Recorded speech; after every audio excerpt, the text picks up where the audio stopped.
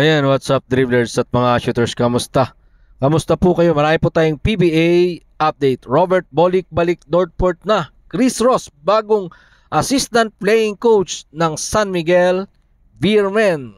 Barangay Ginebra interim import ipapakilala na ngayong araw. Sa pagkawala ni Justin Brownlee sa PBA, Coach Yeng Giao, papabor lahat sa kupunan dyan sa PBA MVP, mahigpit na pinaglalabanan ni na Junmar Pajardo at Scotty Thompson. Yan po yung ating tatalakayin at pag-uusapan sa bidyong ito. Pero bago yan, kung kayo po'y napadaan lang at nagugustuhan ng ating video, hihingi po ako ng isang like, share, comment down below. And don't forget to subscribe and hit that notification bell button para lagi po kayong updated sa ating mga Gilas Pilipinas video. Mga shooters, si Robert Bolick nga po ay balik Pilipinas na. Ang tanong, ang sabi po ng iba, saan nga siya maglalaro? Mayroon po nagsasabi Barangay Ginebra, may nagsasabing Talk and Text, may nagsasabing San Miguel Beermen, may nagsasabing Magnolia Hotshot. No, pero ang buong katotohanan po niyan, mga shooters, eto pong si Robert Bolick, ang kanya pong karapatan or ang karapatang pwede siyang paglaruin ay hawak pa rin po yan ng Northport Batang Pier. Dahil yung right po ni Bolick ay naandyan pa rin sa Northport Batang Pier. At ngayon kasalukuyan na pong nakikipag-usap ang kampo ng Northport at ang kampo ni Robert Bolick para sa kanyang pagbabalik sa Northport Batang Pier. So ayan po yung ating makikita. Baka po pagsalang ng Northport dito sa mga sa nalalapit na pagbubukas ng PBA this coming November 5, baka makita na po natin maglalaro ang isang Robert Bolick. Matapos nga niyang bumalik mula sa kanyang kupunan sa Japan na napakalaki ng isinakripisyo. Napakalaking isinakripisyo pagdating po when it comes to money, no, sa sweldo, sa salary ni Robert Bolick, talaga naman pong napakalaking salary. Well, pag ang pag-uusapan, pamilya, anak, asawa, talagang maiiba ang punto ng kahit sinong tao, mga shooters, ano.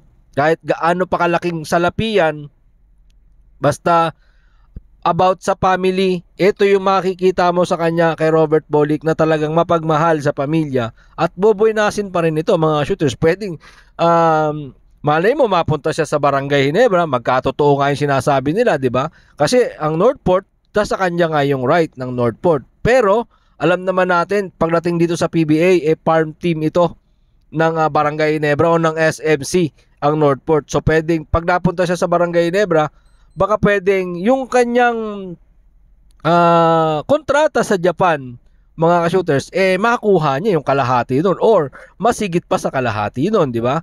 So yun yung ating abangan dito dahil kasalukuyan, matapos ngang umuwi ni Robert Bolick patungkol dito sa kanyang paglalaro, no? Pagbabalik dito sa PBA, nakikipag-usap na po etong Northport kay Robert Bolick. Abangan po natin yan kung babalik ba si Robert Bolick sa kanyang kupunan dahil ito naman po ang karapatan ng Northport para sa kanya, no? Makuha muli ang kanyang serbisyo at kung pipirma nga muli ba siya dito sa kupunan ng Northport. Yan po yung ating abangan. Mali natin makita na natin si Robert Bolick sa pag-o-open ng PBA. Pero isa lang ang tiyak, makikita natin si Chris Ross as a playing assistant coach ng San Miguel Beermen. Napakaganda ng mga shooters. Kasi ako, sampalataya kasi ako kay Chris Ross dun sa kanyang defense. No? Nakita ko yung defense ni Chris Ross, malaking maitutulong ng isang Chris Ross pagdating dito sa San Miguel Beermen. May improve niya yung kanyang mga kakampi as assistant coach. Kasi mga ka-shooters, makikita naman natin dito, malalaman natin kung paano maglaro. Ang isang Chris Ross, matutulungan niya sina Terence Romeo, pag nandyan yung Kit Jimenez, di ba? So mapapagana niya, may improve niya yung defense nito.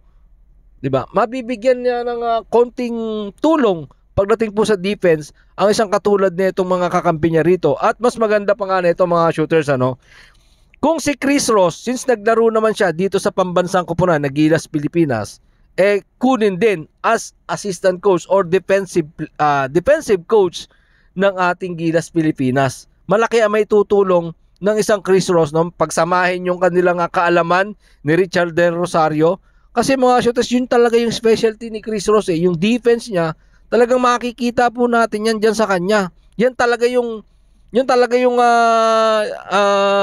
kayang ipagmalaki ni Chris Ross, mga shooters, most especially kapag hinawakan halimbawa ng Gilas Pilipinas, yung mga UAAP NCAA player. So kailangan natin dyan ng isang Chris Ross. Samantala mga shooters, alamin po natin kung sino na nga ba ang maglalarong import ng Barangay Ginebra gayong wala pa itong si Justin Brownlee.